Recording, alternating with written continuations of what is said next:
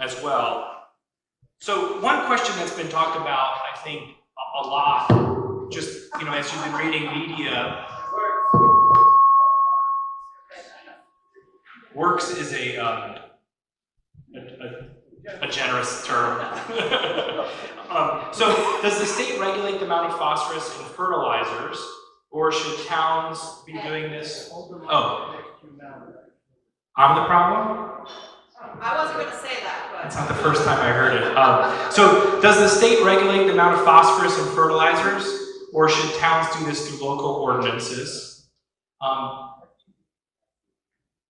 I'm going to do three at a time then, if they're so easy for these guys. I like to play a game when we have political people, like elected officials, and the audience asks questions. I call it Stump the Politician. So now I'm going to say this is Stump the Expert. Other than reducing nutrient loading, what should lake managers do to reduce these algae blooms, specific chemical treatments? And then maybe one more, is it necessary to treat roof downspouts? So the three, if we can remember, are, should we do something locally about phosphorus? And then, I'm trying to hold things at the same time. What else should we do besides the copper and then rain spouts? All right, I'll try to tackle the fertilizer one because that's an easy one. Probably a lot of you may not know this, but in 2012, the state passed a regulation that prohibits the over-counter sale of lawn fertilizer containing phosphorus, which means if you go to Lowe's or if you go to Home Depot or wherever else and you buy a bag of fertilizer, it is not going to have any phosphorus in it, okay? That's number one. But a landscaper can get a permit to apply phosphorus-based fertilizer, and they have to go through a training with DEP and have a certificate.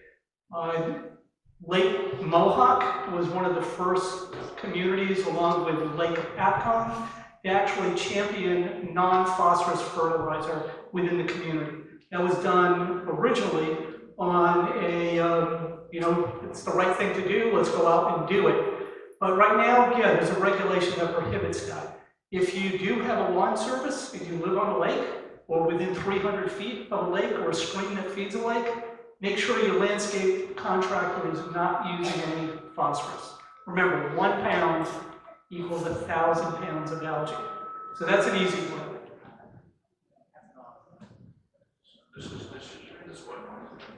Okay, so the thing that Steve kind of talked about with the phosphorus, the reason we banned phosphorus was because there was enough phosphorus in the soil in New Jersey, so we didn't need to add more.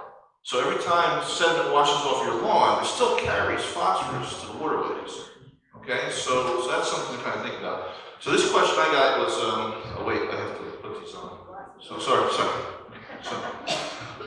Oh, is it necessary to treat roof runoff? Okay, so phosphorus does settle out of the atmosphere on hard surfaces, so it is important to also treat roof runoff. Now, there's not as much phosphorus coming off a roof as there is coming off other surfaces, but it certainly helps. And when we start talking about 1 pound of phosphorus creating 1,000 pounds of algae, every little bit helps. And it's very easy to treat roof runoff simply with landscaping features that you can collect that water and use that water into rain gardens and get it into the ground. So. But just before you do that, the next question is on chemical treatment. As I was reviewing these, a bunch of other sources are in the phosphorus area. So some folks, you know, had talked about, you know, Dr. Susan mentioned the lawns are contributing. Does it make sense that the lawns don't actually have to have fertilizer on them to be contributing? It means people didn't just fertilize before a rainstorm, that on their own, natural lands have phosphorus. And there's like 3 questions about that. Basically, can we stop using fertilizer? Does an untreated natural lawn produce phosphorus? And there was a sort of criticism of blaming lawn owners for the problem. So, you want to add anything more on that?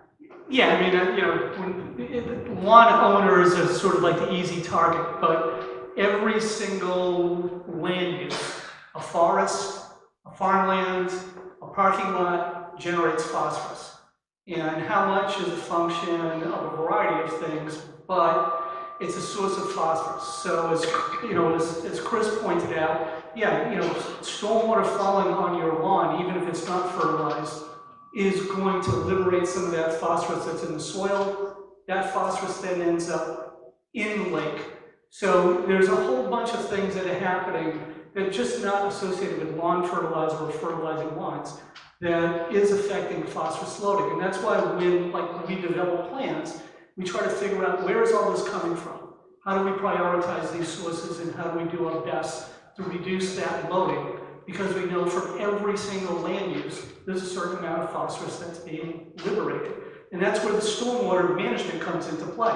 Whether you're talking about a parking lot, a rooftop, a driveway, there is a mechanism in place, or can be in place, to intercept and treat that runoff and reduce the amount of phosphorus that's heading into your lake.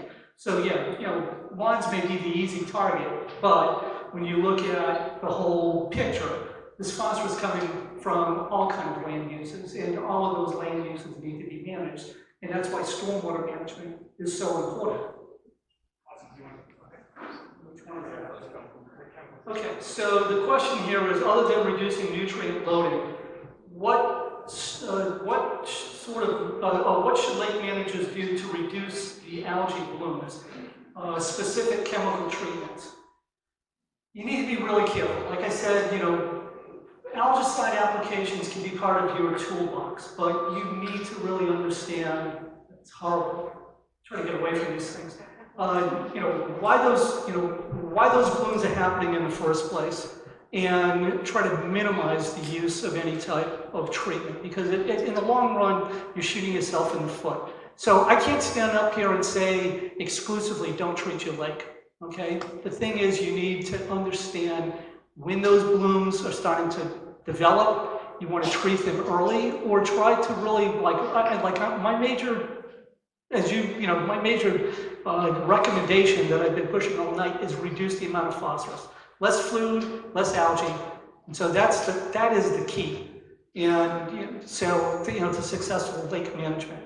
But if you're going to treat early before you have a bloom that develops and becomes at a really high density, and make sure that you're using products that are very effective. There's alternatives to copper sulfate like Green Clean, which is the percarbonate-based product that works like somewhat like peroxide that oxidizes the algae and can oxidize cyanotoxins as well.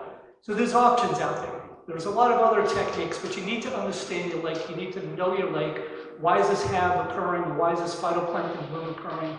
And then take the appropriate action. So I can't say, exclusively don't treat, but I can say treat cautiously. Great. Thank you again for taking time to fill out the cards, because there's actually a number of questions that are similar. So why do lakes without major development around them suffer from HABs similar to ones that have a lot of development? If HABs are caused from phosphorus from the runoff of overdevelopment, then why is Spruce Run seeing a HAB? Why are some lakes, like Lake Mohawk, doing better this year, or doing okay, and others aren't? So this is like other bodies of water experiencing similar or different things with different circumstances, right? So you sort of see the theme of those questions. I think we touched on it a little bit, but maybe more pointed, particularly with Lake Mohawk, I think, and Spruce Run. So Spruce Run's interesting. It's a reservoir, and they actually pump water from Spruce Run around the valley. But Spruce Run is surrounded by agriculture, right? So there's a ton of phosphorus associated with agricultural runoff. So it doesn't have to be direct stormwater runoff to the lake. It could be runoff to the tributaries that feed the lake. Okay, so you have to look at the whole system. That's why we think about watershed management plans, and that's a big piece of it. Was there something else in there? Is that pretty much it? Oh, okay, no. The next one I think we'll be able to address as well. So this question is about, if HABs are in a lake, lakes often drain to rivers. Is there a threat to anyone downstream from lakes? And there are two questions on that. So usually rivers are flowing, so you have that aeration, so it breaks up the algae quite a bit. One treatment that Steve was talking about was chemical treatment, but also we aerate a lot, and that helps out a lot too with the algae problem. So flowing water tends not to have a lot of problems with the algae because it is flowing. Also, the stream also has an advantage because there's a lot of shading that's associated with it. So by the time it leaves the lake, it's being broken up and that's being dissipated. So usually it's not too much of a problem downstream until it gets to the Barnegat Bay, and then we spend all our tax dollars fixing the Barnegat Bay because that's crucially important in New Jersey. So.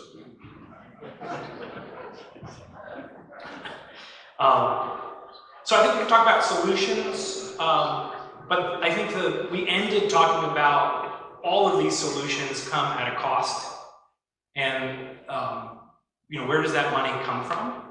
And how much of it is the burden of the local community? How much of it is the burden of folks that live outside that community or the federal government? And how does that interconnect? And so there's a number of folks that ask questions in this area, which I'm thinking after you leave here will help drive solutions. So, which grants are available to private community lakes that are not under a municipality's jurisdiction? And similarly, based on your solution options, which ones can be subsidized by the state or federal grants?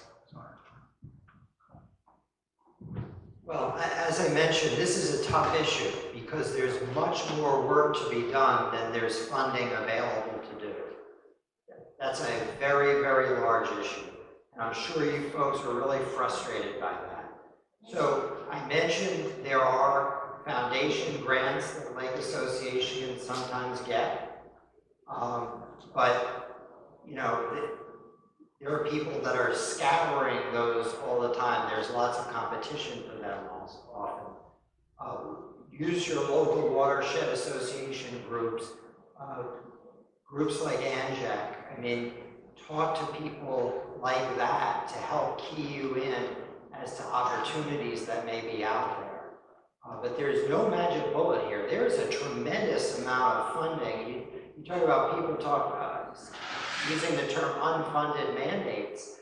Well, we have a situation here where we've got a hell of a mandate and it's only going to get worse. You folks are concerned because of something you can see and feel and touch and you're experiencing in your everyday life. That actually is easier to get people passionate about than when you have stormwater management situations in other places where you can't really see them as much, where they're happening much less often. So this is a really tough issue, and there is not enough funding. It's something that is a lot of work to be done here. And one of the things I think I forgot to mention is that DEP, New Jersey Department of Environmental Protection, has been charged with figuring out this whole stormwater utility thing. And one of the things they're going to have to figure out is funding. So keep your ears open because you're going to be hearing a lot about this in the future. And one thing you want to keep in mind is even if you hate the idea of a stormwater utility, and you're thinking over my dead body would I have a stormwater utility, learn from the people that have done it. Because it's a group of people who have banded together who've accomplished something. Maybe the mechanism that they use to accomplish it doesn't work for you. That's fine. But learn with some of the things that they've learned, because there are 1,700 groups out there that have studied stormwater management. Many of them are on lakes, and many of them have started to solve their problems. So look at what they've done. Again, maybe it's not a utility you want to form to do it, but you might learn from how they handled it using a regional solution. And one of the things with the stormwater utility, what am I doing wrong exactly? Oh, closer? Okay. One of the things with the stormwater utility that is important to emphasize is the polluter, the person that's creating the phosphorus problem, is the one that pays. And there's, deductions that you can get in credits for reductions and implementing things like rain gardens and rain barrels. So it follows, how much concrete and pavement you have, how much you're contributing to the demise, in this case, of our lakes. One question here on this is, in towns where stormwater fees were started, how much did it increase property taxes? My guess would be it actually lowered property taxes, but Well, theoretically, if you suddenly start a utility, whatever the utility fee is initially should be, the taxes should be reduced, but what normally happens is it's at a time where somebody's realizing they have to spend much more money on stormwater management than they ever did before. So it's likely you're not, I mean, when do you see your property taxes reduced? Doesn't happen too much. But the kinds of dollars we're seeing in stormwater utilities are not great per household. and then this question is sort of novel. Are there possibilities of getting a ballot initiative on the 2019-2020 ballot to cover the cost of solutions? So, New Jersey League of Conservation, yeah, maybe it's a Gainish. I was following instructions, I guess. I'm sorry for your ears. So, in 2014, we were involved with New Jersey League of Conservation voters and a number of environmental parties with the open space dedication from the corporate business tax. And then again in 2017, the constitutional amendment that dedicated natural resource damage money from polluters back to the communities that were harmed. So I think I can speak to this. It's a novel idea. I'm not sure who asked it, but I think it's really tough to think the appetite of voters to chip in, to bond, or dedicate an existing source of revenue to stormwater management. Just given history in New Jersey, we haven't seen that happen. New Jersey is the most densely populated state, and we continue to create more stormwater that goes unabated and polluted into our waterways. And you're all here for, I don't know, a couple hours. You're pretty educated on this stuff. You probably still have questions. Putting a question like that to the ballot is really hard. And educating the public is going to be really hard. So I think it's possible. I don't think it's probable. It's really going to be left up to other sources of revenue, very likely. It's hard to imagine explaining to voters this complicated situation and then voting yes on what will be dubbed whatever opponents to it see it as. And the stormwater utility legislation was supported by both Republicans and Democrats in the New Jersey legislature. So it's a bipartisan solution in many states, including Utah and Florida, and working in a lot of those places. So then the next pile of questions we have, and then we'll go to the next pile, which is around solutions. And then I think we can probably open it up quickly for some public questions. One thing I just wanted to add to what Ed was talking about, and I think what both Chris and Jim touched upon is that we have the ability to implement some of these solutions ourselves. I mean, I live on a half-acre lot. I don't live by a lake. I have 4 rain gardens on my property, and I have a rain barrel. Okay, so I take the initiative myself. First off, I hate to mow my lawn, so by having all these rain gardens, I've got less lawn that I have to mow. But at the same time, I'm reducing the amount of runoff that's coming off of my property. It doesn't take that much effort to create a lakefront buffer, stop that lawn from going right to the water's edge. It's a different strategy, it's a different mindset in terms of what our lands are supposed to look like. But rain gardens, rain barrels, these are all small-scale improvements. Think about it though. Lakes did not get impacted, they did not become eutrophic overnight. How did they become eutrophic? It's small, incremental additions of phosphorus over time. And we can reverse it by doing the same. Yes, it takes effort, it takes time, but we have the ability to control our own destinies. So we don't have to wait for these big regional projects. We can start doing this on an individual scale.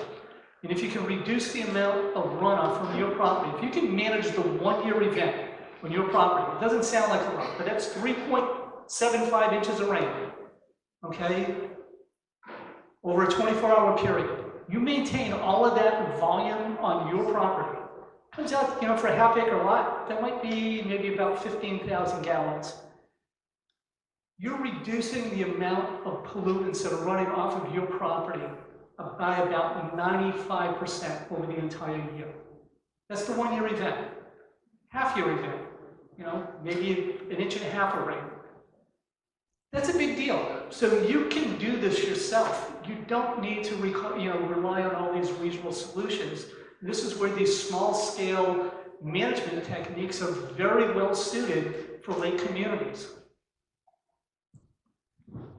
Great. So in the solutions category, we have people think lakefront properties are, the first line of cause. So how can we convince people up the mountain that they have to be, it says, responsible for stormwater management as well? So like, what about our neighbors, right? Water doesn't know political boundaries or lot lines. This was interesting as well. So how do we control the quality of water in the streams entering into our lakes, which is sort of an upstream, up the mountain type of thing? Let's take those two together because they're very related, and we'll go to the next one. I'll begin and then I'll pass the mic down. But when we do a lake management plan, the first thing we do is figure out what's the rim of my funnel. Where is that funnel that directs all the water down into the lake? What is the boundaries of that? And then we start to identify all of the sources. Some of it could be forested land that discharges into a stream. Some of it could be upland development that's not right close to the lake. But anything within the rim of that funnel is generating nutrients and pollutants that end up in the lake. So stormwater management is going to have to be implemented on a scale that affects that entire contributing watershed. So yeah, the lakefront property owners may get like a bad rap, but it's not just them, it's everybody in the watershed, and this is where the management plans come into play. It helps identify sources, it helps distribute, let's call it the problem, and it helps get people to understand that everybody needs to pitch in to achieve the solution. Yeah, so it's interesting because we often try to figure out what everybody's contribution is, so we look at it and say, okay, even though you're a block or 2 blocks away from the actual lake, here's your contribution to the pollution in the lake. And we spend a lot of time at Rutgers Cooperative Extension trying to educate people about this, and I think one advantage of being with Extension is that we can't be an advocate for anything other than good science. So we'll tell people, here's the advantages and disadvantages. So the advantages of a rain garden could be great. It could be managing stormwater, it could look beautiful. The disadvantages, it's a garden. You have to take care of it, you have to weed it, right? So we'll tell you the whole story. I used to be a consultant, I only used to tell you the good stuff when I was a consultant, and I would never take responsibility for anything bad that happened. But now I'm at the university, I'll tell you the good and the bad. So a lot of times people invite us in and we'll lay it out for you. And what we find is 15% of the people are willing to adopt, they're early adopters. They'll jump on board, they'll do it because they want to do it, because they think it's the right thing. 15% of the people will never adopt. These are the people who, when they're on fire, you tell them they're on fire and they won't put it out. But there's that 70% in the middle. Once we get the early adopters, and they can start helping us get that 70% in the middle. A lot of times we're doing these rain barrel workshops, and someone will build a rain barrel at this workshop, they'll take it home, they'll install it, and they become like the rain barrel Nazi. They watch their neighbor walk to the mailbox, and they chase him to the mailbox, say, how come you don't have a rain barrel? You should have a rain barrel. And they start promoting these ideas. You build a rain garden, you become a green infrastructure champion. Next thing you know, you're at the town meeting saying, how come we don't have a rain garden at the library? How come we don't have a rain garden at the schools? So this is what we're trying to instill in people, is kind of thinking about what the solutions are, how easy they are, and get them to ask their community to jump in and join in. We mostly work a lot with students in schools and kids. My old man learned about recycling. I came home one day from middle school, and he was mowing the lawn, and he had his Miller beer can, and he threw it in the garbage. And I said, Dad, we should recycle. You should throw it in the garbage. So whether he believed in recycling or not, he put a garbage can next to the shed, and he threw all his empties into that garbage can. Now, once my mom realized how much he drank, he got in big trouble. But that's how the old man learned about recycling. Now, whether he did it because he believed in recycling or he did it because a kid got him to do it, he did it. And now, I'll go to a meeting and I'll have a work event. If not, I'll throw it in the back seat of my truck. And now my truck is filled with back seats, empty bottles, but, so this is what we've been trained to do. So the idea is, how do we train people to begin thinking about taking that responsibility. You know, when I bought a house, the guy who sold me the house gave me this whole list. He said, you know, hey, when the furnace, you have a problem with the furnace, here's who you call. You know, here's the guy who did the roof, you know, and so he gave me all the information on the house, on the fireplace, everything. You know, I'd like it to be when I sell my house, I can hand that list down and say, oh, and by the way, here's the rain garden, and here's how you take care of it. You know, you're responsible for your stormwater management, here's what you should be doing. And that's the kind of mentality we have to get people to do. When we build rain gardens at schools, the kids go home and try to shame their parents into building rain gardens. And if they get their parents to build a rain garden at home, they get an extra higher grade. So it's really a great way of doing things.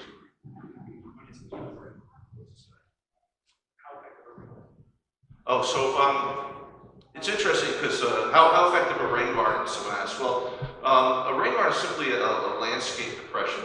Well, we try not to say depression because people start thinking about soil loss and stuff like that. So it's a shallow landscape feature. It's about 3 to 6 inches deep. So it's designed usually to handle a 2-year storm, which is about 3.3 inches of rain. Okay, so 3.3 inches of rain comes off your driveway, if your roof goes in a rain garden, it fills up with water, within 24 hours it seeps into the ground. So what's going into that garden is getting completely removed from going to your lake because it's going into the groundwater, right? So it captures the 2-year storm, which is 95% of the rainfall we get in New Jersey comes in storms that are less than 3 inches of rain. So it captures 95% of the rain, which captures 95% of the pollution, so it removes that from going to your lake. So it's very realistic, that example I showed you before, that 0.6 pounds of phosphorus coming off that site, 600 pounds of algae, we can capture 95% of that in rain gardens. And it'll look beautiful, it'll enhance the property values, and it'll promote pollinator habitat, because we need pollinators, right? Because bees are in trouble, and if we don't have pollinators, we don't have food, we don't have people, right? So very important. So it all kind of ties together. Awesome, great, thank you. So a couple of things I want to remind you of. On your chair when you came in was the survey form. We're going to take some more questions. Make sure you fill this out. We're going to do a raffle for $50 from my pocket to, what's the restaurant? No, they can spend it as. Oh, you can take the $50 cash. Yes. So there you go. You can take some clothes and spend it on some great New Jersey beer. So we have a number of note cards left, but I know some people might have questions. Raise your hand if you have an actual question you want to come to the microphone. So I think we're going to wrap up the note card section after one more question. And then if you have questions, just get online here and we'll take questions from the audience. And when that wraps up, we will do our raffle for cash. So last question. I have to pick from so many great questions. I want to thank you guys again for being so thoughtful and for your time tonight, and to our panelists. So the Lake Apacon Foundation maintains 2 wetland islands in, I think it's Ashley Cove, and they remove nutrients. And so the question is, why can't we be deploying more wetland islands in all of the coves? Did you guys hear that? More wetland islands.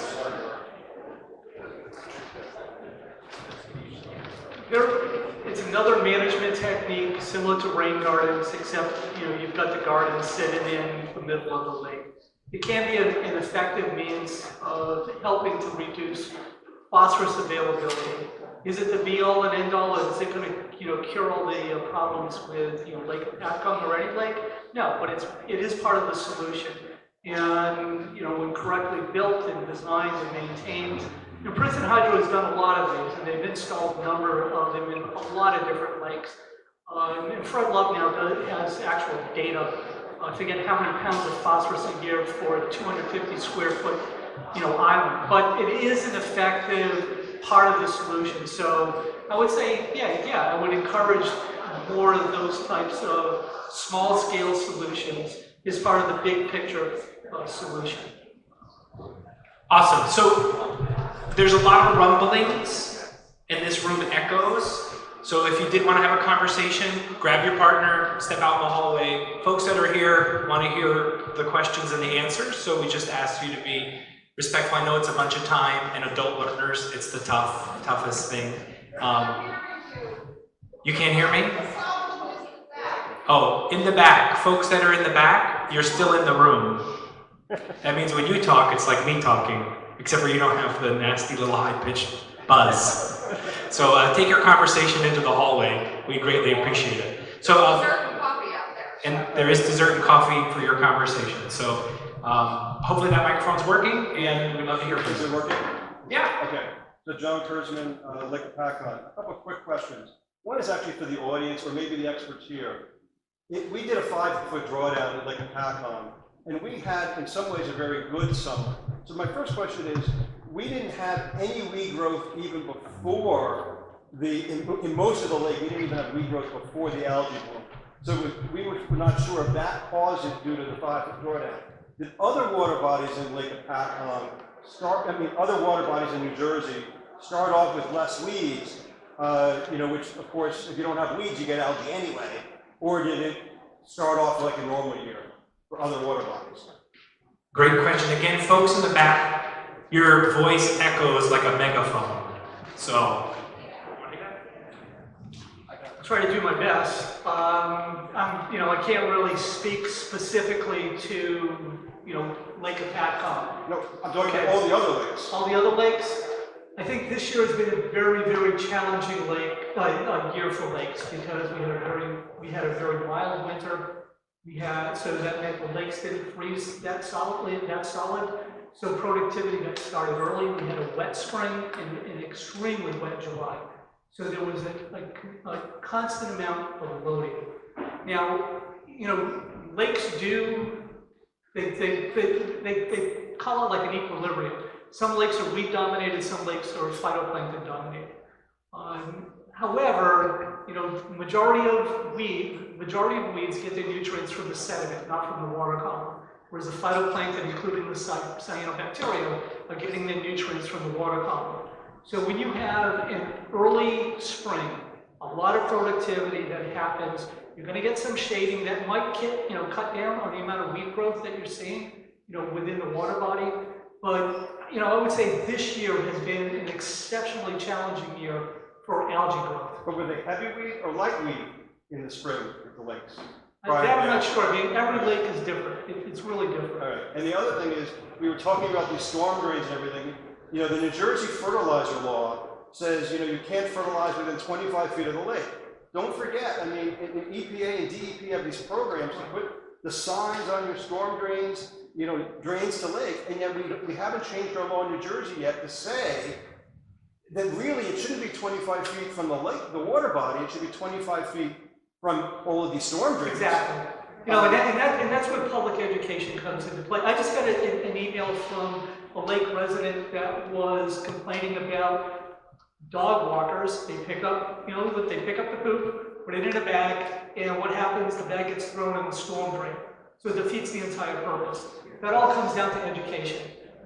So it's a very good point. And then lastly, I have the EPA satellite views that I used, which showed, Lake Apacon and the whole state of New Jersey. It shows where all the blue-green algae is. So, we don't have to fix all of our storm drains.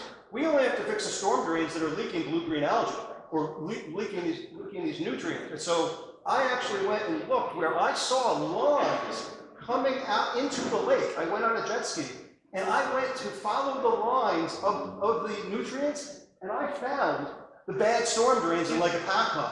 There's only like 6 of them.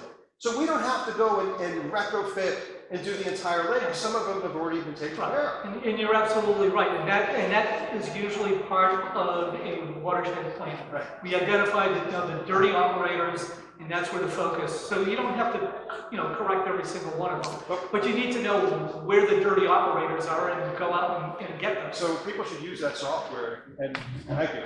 Okay. and I'm just going to ask because there's a bunch of people. If you have more than one question, just ask one and then go to the back of the line, and we'll do it that way so everyone gets a chance. Go ahead. Thank you. First of all, I'd just like to thank all of you for being here. It was extremely informative, and it's great to have a panel of experts. I agree with my neighbor from Lake Apacon. I live at Lake Mohawk, but with regard to the barrier at the lake and the runoff, I have crabgrass that I mow because it's fertilizer. However, 15 feet from my home is a drain that comes from a very gorgeous, lush golf course. And you've mentioned phosphorus, but you have made no mention of nitrogen, which is one of the major causes of an algae bloom. So we have the runoff that comes straight into the lake, and the weeds are very high, and we have extensive algae blooms in our cove. I'm not looking to place any blame, it's been here a long time, but I'm looking forward to solutions, and I was wondering if you've done any work with golf courses and maybe some type of management that they could do with some kind of a closed system. You mentioned catch basins and things. Have you worked with golf courses, and do you have some suggestions? Yeah, well, I'll touch on this, and I'll share the mic with you and Jim and Chris, but I have done a lot of work with golf courses, and surprisingly, golf courses tend not to use a lot of phosphorus because it actually helps stimulate the invasive species, the No, pollen. I know, but what about the nitrogen? The which nitrogen, causes the blooms? yes, nitrogen loading is something that typically we don't do a lot of, simply because phosphorus is the limiting nutrient. And so until you get your phosphorus numbers down, the nitrogen, you can have it there, and it's not really what it's supporting the bloom, but it's not stimulating the bloom, it's the phosphorus. I'm sorry, I had one question, but it's still the same Yeah. question. I'm not talking about the harmful algae. I'm just talking about algae In blooms general. in general, Yeah. which we have. Right. So again, for whether it's a diatom or it's cyanobacteria, it's phosphorus that is the primary nutrient of concern. That's what, more phosphorus, more algae. And so in freshwater systems, the focus is definitely on controlling phosphorus. And once we start getting that down, and some of the same techniques that are used for phosphorus management work for nitrogen management. Now, nitrogen is much more difficult to control because it can be in a dissolved state, it can be in a gaseous state, an atmospheric state. So it's a little bit more difficult to control. But luckily, phosphorus tends to be the nutrient that needs to be wrangled in and reduced first. But a lot of the same measures that we use for phosphorus control work for nitrogen control as well. Okay, could you suggest a measure or something we could do going forward? Well, again, I would say that, let's go back to lawns, okay? You can use a lawn fertilizer that has slow release nitrogen. That way, when you irrigate or it rains, it won't run off as quickly, okay? Aerate your lawn. Let that water seep down into the lawn. Most lawns are compacted almost to the point that they function hydraulically like concrete. You get a lot of runoff from them. So aerate the lawn. Look at alternative lawn covers. Don't go with grass. Grass roots are about an inch deep. Look for plants that have deeper root systems, or start reducing the amount of lawn cover and start using different types of rain gardens and planted areas to intercept runoff and keep that runoff on site. So that will reduce nutrient loading, both nitrogen and phosphorus, as well as sediment loading. So those are positive actions that can be taken. And I think as it relates to the golf course, That's what I'm right, asking. Is it okay to drain that into the cove? so this is part of why, having funds available to, like the golf course on itself, you can't just say, because it's sort of grandfathered with this little system, like you have to do something new. They would have to do that voluntarily or through an incentive program or a grant program. But if you were to create some sort of fee structure like a stormwater utility, then they would be paying their fair share, and you would disincentivize them from polluting your storm drain because they'd have to pay for it. So they might actually put in their own thing so they can get a discount. And then the money that they're paying could be used to create a system, which I don't think Steve you got into so much, but like a catch basin or a rain garden or whatever else with the remaining. But unto itself right now, there's nothing you could do but watch the water flow by, unfortunately. Yeah. Thank you. Yeah. Joel Pinster, Swartzwood Lake. I guess my question is, most of the homes around the lake are on small parcels. When I was younger, we dealt with all of our yard waste, leaves, branches and stuff, by burning. Now that's considered bad because it puts particulates in this air and into the atmosphere. On my little, less than a half-acre lot, that means my compost heap is not that far from the lake, every time we have one of these torrential rains where we get, 2-3 inches in a day or so, I wonder how much of the, biomatter that I've been either putting in my compost heap or even at this point, mow your lawn. If I allow it to mulch into the lawn, it's now sitting on the surface. We get one of these heavy rains, how much of that washes back into the lake? Would there be some benefit in coming up with some, a compost site, a mile away from the lake, or even 1,000 feet away from the lake, where it will float, more slowly back into the water? So, that's a great idea. So, this is about getting communities to come together and asking the town, can we have a compost site off-site? And then getting homeowners and shaming them to be able to take their material to that compost site. One thing that we had talked about was fertilizer lawns, and when you cut the grass clippings and you leave them there, there's also phosphorus in those grass clippings, right? So that's eventually getting into the lake too. So even, sometimes picking that stuff up and taking it away when it's really heavy, and composting is a great idea. So that's something you should be talking to your town about, and it's a simple solution. The town probably has a site where you can do this. It's just allowing you guys access to go and take a garbage can and dump it there, once every couple of weeks. So that's a really, really good idea. Okay. Again, if you're in the room, just kind of keep an eye on your voice. If you want to have a conversation, just step in the hallway. It does echo in here, and it's a little harder to concentrate, and we have much more time and questions, so thank you. Tim Clancy, Lake Paca. Well, Steve, I haven't seen you in a while. I came here today because I'm concerned about the HAB, but prior to the HAB, I've been working with the newly elected mayor of Jefferson about trying to relaunch the stores that were abruptly canceled around 2005. I hold my hand, $300,000 worth of real studies that we could go forward with stores, and I don't think the science has changed. At Lake Paca, where 2.5 of the towns are stored, less than half of the lake is stored. I didn't hear stores mentioned once today, and I'm having difficulty when I talk to homeowners sometimes, because I'm trying to promote this. It's my view, I don't think the science has changed. 80% of the phosphorus is coming from septics and stormwater, yet half of my lake is not stored. I know it's difficult, and we need real money, serious money, and it's being made more difficult because there's so much happy talk about septic management. I don't have much belief that that is largely beneficial and certainly not as beneficial as sewers. So don't we also need to get the towns that are not stored? Am I wasting my time? This has been 8 weeks that I'm doing real hard work, and I didn't hear storage mentioned here once. Yeah. And I think it's possible politically because there's a very good likelihood that an infrastructure package is going to come. If I am not able to work with the community and the elected officials to turn these feasibility studies, and this cost us $300,000 and was mothballed. If I'm not able to get the community support and bring this to shovel ready, we might be SOL if infrastructure money becomes available and we're not prepared to get online and say, we're ready, let's go. Are stores as important as stormwater? Because that's what all this was about today. I want to mention the stores. What's your first name again? Tim Clancy. So I think Tim brings up one point I just want to mention. It really takes people who are dedicated to push politicians and elected officials, and it's really hard, and especially when you're talking about things that cost money in a world where there are 5 top issues in New Jersey: taxes, taxes, taxes, taxes, and taxes. And politicians are most worried about those top 5 issues. And anything that has a cost to it could imperil them for their reelection.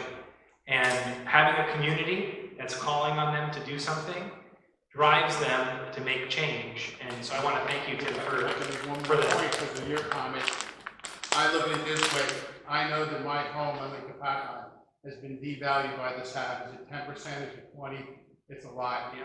There's $1.5 billion worth of real estate on Lake Paca. If it went down 10%, that's $150 million. Not that the business is lost, that homeowners likely lost. It's a good investment. It's not a tax. It's really a user fee. There's all sorts of complications. But I just want to be clear because I'm trying to struggle with members of the community who say, oh no, we're doing septic management. We don't need sewers. No, we need sewers. And if the professionals are not going to say, yes, if you can pull that off, that's what we need to do, then it's going to be a wasted effort. I'm getting conflict with homeowners, friends of mine, known for 20, 30 years, and they're viewing it as a tax, and I'm saying, no, it's an investment in your home. This lake got hurt real bad this year, if this comes back next year, what's your home value? And the economy and the future ability for the lake to be there for the future. So I'm not the scientist. I would say it's yes and. I think, you know, septics and sewers have their place in part of the solutions. But it's complicated. So I'll pass it to scientists if they want to add. And I think it's complicated in part and mostly because of the politics, but also the grandfathering nature of septics, you know. One of the things I could recommend to you is if you can, and you might have it already, I don't know specifically what you're holding in your hand, but if somebody has studied if they've looked at what the impact of the existing septics are, and you can point to real issues from the septics, it's an easier sell. This is actually way beyond that. This is a $300,000 study that was mothballed by the previous administration, probably because it's painful to do, and the new administration is being brave and sticking his head up. If we can't come up with $40, $50 million of federal money, we just have to bring this to shovel ready. This is extraordinarily detailed. But I'm saying it was disappointing tonight because unless the science has changed, it's 80% from stormwater and septics. And they could pack on, and nobody here talking about septics. Well, I can tell you that one of the examples I gave on stormwater utilities was to deal with failing septics. So you can use a stormwater utility to deal with failing septics, or at least they have in other states. How the regulations are going to flesh out here, I don't know.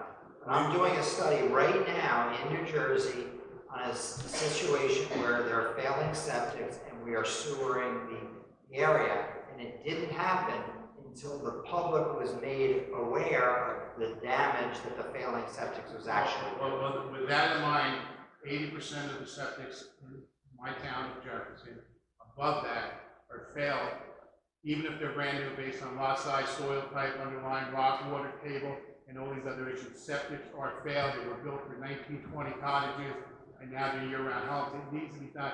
There's probably towns in Iraq that are stored, but I'm not telling you to get it stored. I'm saying please do things when we have these public forums. Saying you need to store your lake, because if scientists don't believe that's the #1 single thing we can do, then it's going to make that much hard for the hair on fire type people who say should be trying to get these things accomplished.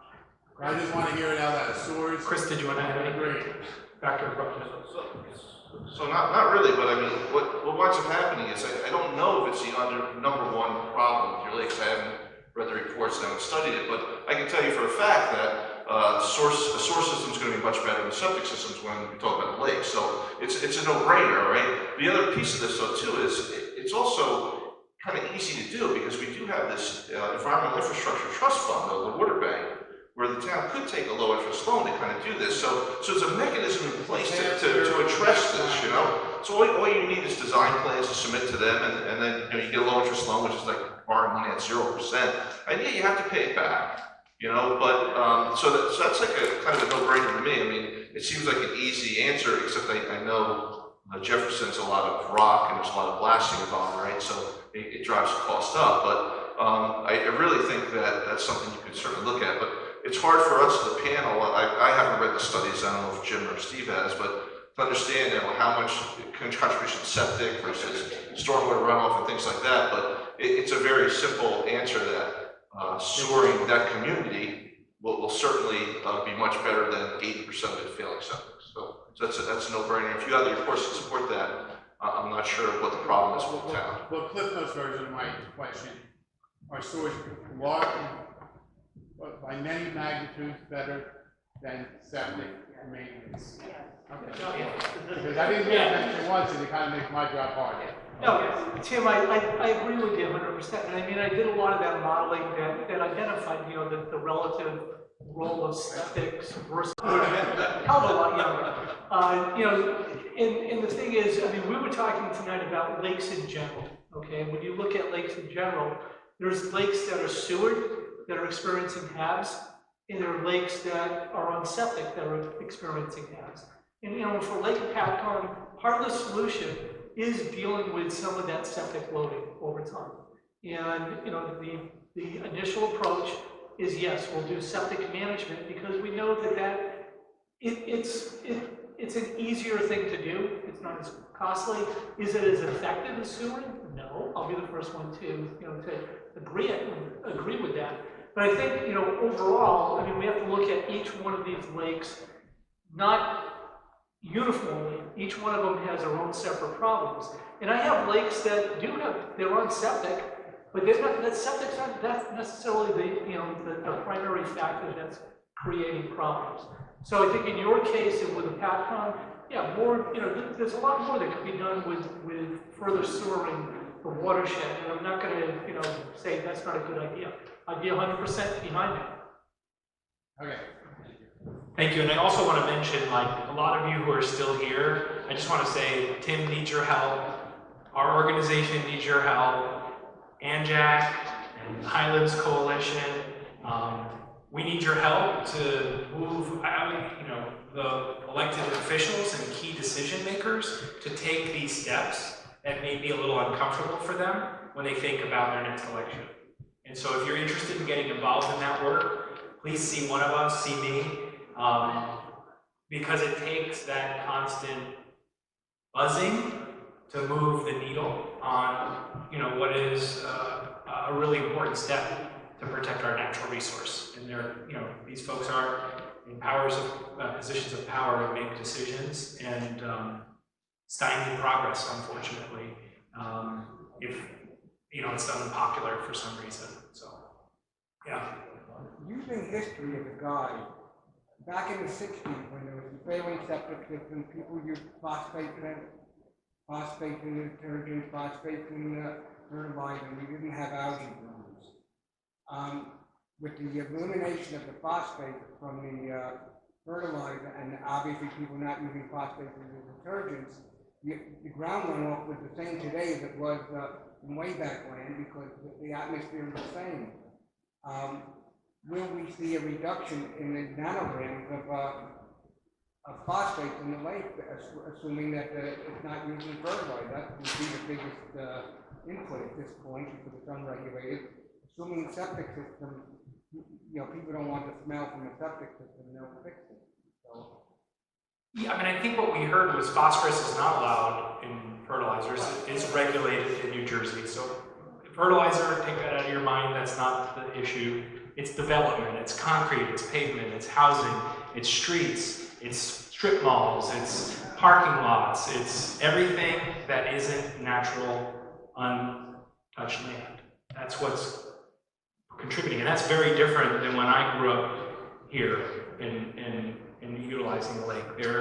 Those of you who've been around for a generation or more, there's a lot more stuff around our lakes than there was, and that's the factor that's changed. You're saying that poundage dwarfs the amount of phosphate being put in when it was... Yeah, like from dishwasher detergent and stuff. Yeah, it's development. And the fertilizer, not... Yeah, it's not in the fertilizer. Yeah. So when I prepare my literature, email blasts, flyers to hand out in my lake community, I'll include rain gardens and aerating lawns and perhaps switching, the part of your lawn towards the lake to ground cover. Now, I know a lot of people are going to tell us that it's too rocky to build a rain garden. So what other suggestions can I make? Does it make sense for me to encourage people not to totally cut down the growth along the shoreline, the tall weeds that grow, maybe cut them only to a foot high, to leave some of that to filter? Is that sound advice? Are you finding now people are asking that question more, given everything that's happening, or is it just general? It's just me trying to suggest solutions. Awesome, thank you. Chris? Yeah. Yeah, so if it's too rocky for a rain garden and you can't build one, although we just built one in PATCON at the senior center the other day, but if it's too rocky to do that, certainly having a vegetative buffer along the shoreline, something that's even just a few feet wide to filter out what's running off the lawn is great. Using native plants and things like that. I wouldn't suggest putting in Japanese red maple or knotweed or things that are invasive, but trying to use native plants, and you can still have a path to the waterway. So one thing we typically do is we will put a 10 or 15-foot buffer along a lake, and then we'll meander a path in, so that if geese are in the lake, they won't see the grass and then walk out into the grass. So that's always a great thing to do, and it can look very beautiful. I mean, we use a lot of irises and cardinal flowers, so that stuff can be really gorgeous. So I would certainly recommend that. There's a lot of information that Rutgers can provide you about, what to plant in that buffer, and certainly contact us, and we'll be able to give you a whole list of plants that can go there and where to get them. Okay, that would be helpful. Yeah, sure, we're here to help, A specific plant, something that's easy and springs easily. Is gravel an effective filter at all? Like if you've got... Not really. I mean, vegetation is a much nicer filter than gravel. I mean, if you have a gravel edge to your property and it's designed so the water can go into that and seep into the ground and filter the ground, it might be okay, but really the vegetation is what's going to filter out, because the roots will take up the nutrients, and it'll also filter out stuff as it passes over the lawn. So that's always the best answer. And you have to be careful with the gravel too, because it can compact just, they come like concrete depending on the size. Again, thank you for this evening. My name is Phil Riley. Just for reference, I'm the owner of a company called Watermark Technologies. I used to work for General Chemical, and I ran the water treatment division and have extensive experience in treating lakes. My question is, when you look at Lake Apacon, it's not one lake. It's really 5 different separate bodies of water that each one functions in and of itself, like Byron Cove, Henderson Cove, Worth of Brady Street, River Styx, and is the main part of the body, water. I'm wondering, and I know I've done it, and I know you have done it already, you've treated a number of lakes with what they call neutralized alum.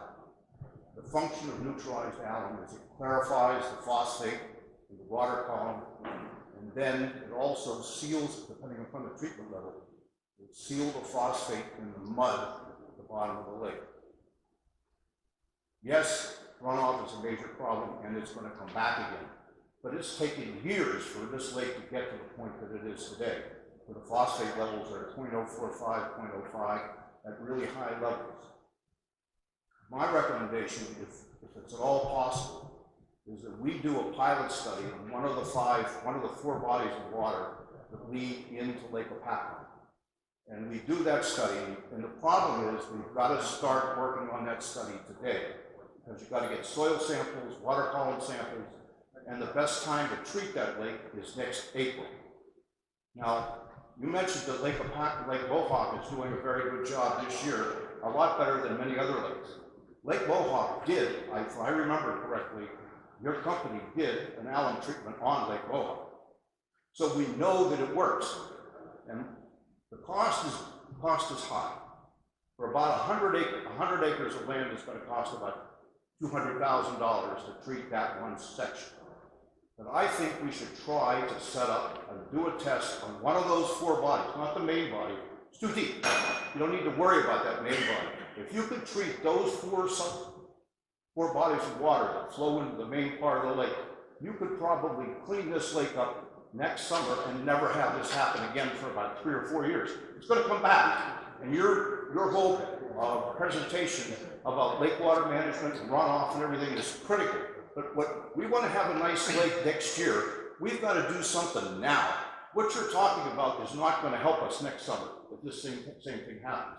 But if we do a neutralized alum treatment, we will have a chance to correct the problem, minimize it, so we have time to get the rest of it going.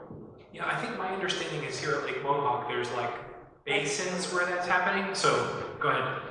No, I wasn't going to take the question. Now, I've been one of the biggest proponents in the state of using alum as a means of managing phosphorus levels in lakes. This lake was treated with alum twice, surface application, but there's a continuous dosing system that introduces alum in very low concentrations into the lake on a daily basis. That's at the runoff spots where the water is coming in from the runoff. Nope, it's throughout the entire lake. There's really? miles and miles of pipeline that run through the bottom of this lake, okay? It's a very unique system, all right? There's another system like this at White Meadow Lake. Bottom line is that not every lake is suitable for alum treatment. You know that. There's certain things about alum that create water quality problems. I'm not going to I don't argue know with anything you. that alum creates. What's that? I don't know any situation where neutralized alum creates a water problem. I'll talk to you about it later, but Yeah, well, I've treated about 15 or 20 lakes with neutralized alum and never had a problem. yeah, the problem is when most lakes are treated with alum, it's not using some type of augmented alum. They're just using straight alum, and as a result of that, as you know, you can crash the pH and cause That's problems. why I said neutralized. Right. alum. No, I understand. I mean, what that's you're very saying. specific So to what I said. just to get back to your question, I do think that that would probably be something that would be suitable to investigate for Lake Patacon. And I know Dr. Fred Lubnow has looked at that. So I think what you're saying is has a lot of merit and should be something that's evaluated. But at the same time, even at this lake, there's a lot of other measures that are being implemented to minimize algae blooms. There's an aeration system. There's an extensive amount of work that's been done by the community and by the town of Sparta and by the county in stormwater management around the lake. So these are all things that are being used in concert. And this lake does septic management as well. So all of those things add up. But for Lake Patacon, yeah, I would say take a look at that.